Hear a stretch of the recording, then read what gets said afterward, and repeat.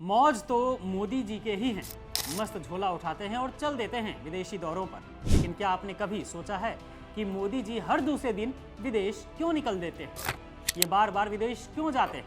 लाखों का सूट पहन प्राइवेट जेट से क्यों निकल जाते हैं? हमारे आपके टैक्स के पैसों को पानी की तरह क्यों बहाते हैं? मोदी जी के विदेशी दौरे से हासिल क्या होता है देश को? और अगर कुछ हासिल नहीं होता है तो करने क्या जाते हैं?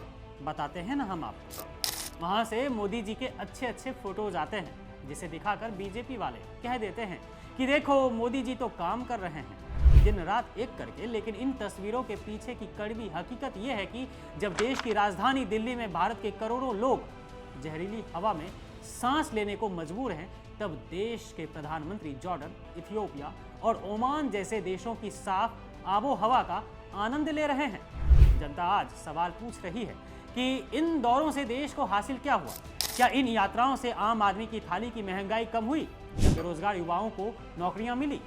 हकीकत तो ये भी है कि इन विदेशी दौरों का फायदा देश को कम और प्रधानमंत्री के करीबी गुजराती व्यवसायी मित्रों को ज्यादा होता दिख रहा है। पीएम दुनिया के जिस भी कोने में जाते हैं, वहां उनके मित्र व्यापारिक समझौतों के कतार में सबसे आगे खड़े मिलते हैं। ऐसा लगता है जैसे मोदी जी के लिए गुजरात ही पूरा भारत बन चुका है। एक तरफ देश का शीतकालीन सत्र चल रहा है, जहां जनता को उम्मीद थी कि सरकार बढ़ती बेरोजगारी, महंगाई और गिरती अर्थव्यवस्था पर जवाब देगी। प्रदूषण पर चर्चा होगी, लेकिन इसके उलट संसद में गंभीर मुद्दों को हाशिए पर धकेल दिया गया। करोड़ों रुपए वंदे मातरम जैसे भावनात्मक मुद्दों की चर्चा पर फूंक दिए गए, जबकि युवाओं के भविष्य और देश में बिगड़ते धार्मिक सद्भाव पर सरकार ने चुप्पी साध रखी। अजीब विडंबना ही तो है दोस्तों।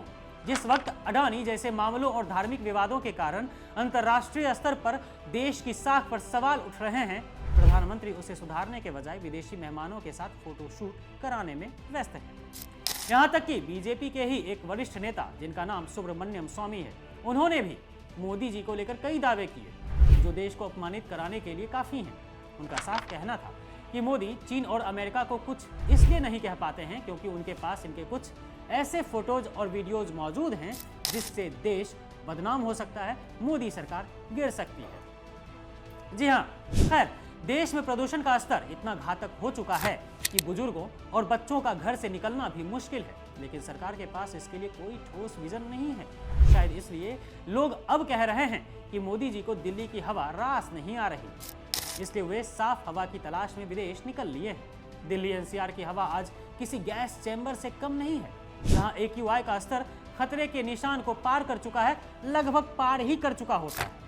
अस्पतालों में सांस के मरीजों की कतारें लंबी हो रही हैं, लेकिन सरकार प्रदूषण के इस अस्थायी समाधान पर बात करने के बजाय केवल दिखावे की बैठकों तक सीमित है। विडंबना देखिए कि जिस देश के नागरिक शुद्ध हवा के लिए तरस रहे हों, उस देश का मुखिया दूसरे देशों की हरियाली और स्वच्छ वातावरण की तस्वीरें साझा कर रहा है। क्या यह देश की जनता के साथ क्रूर मजाक नहीं है कि समाधान जमीन पर ढूंढने के बजाय उसे विदेशी आसमानों में तलाशा जा रहा है? लाखों रुपए के मशरूम खाने और करोड़ों के सूट पहनने वाले प्रधानमंत्री को क्या इस बात का एहसास भी है कि देश का मध्यम वर्ग टैक्स के बोझ तले दबा जा रहा है, वो भी लगातार? क्या उन्हें पता है कि पिछले 10 सालों में कितनी विदेशी कंपनियों ने भारत से अपना बोरिया बिस्तर समेट लिया है? आंकड़ों की बाजीगरी से आप देश को अमीर दिखा सकते हैं, लेकिन हकीकत वो सड़क पर बैठा बेरोजगार युवा और महंगाई से त्रस्त गृहिणी बता रही है। अंत में सवाल यही बचता है कि क्या प्रधानमंत्री सिर्फ ग्लोबल लीडर की अपनी छवि चमकाने के लिए सरकारी खजाने का इस्तेमाल कर रहे हैं? अगर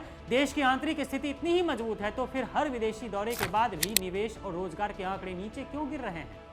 जनता अब सिर्फ सुंदर फोटो से संतुष्ट होने वाली नहीं है, उसे जवाब चाहिए उन वादों का जो 2014 से लेकर अब तक मोदी जी ने किए हैं।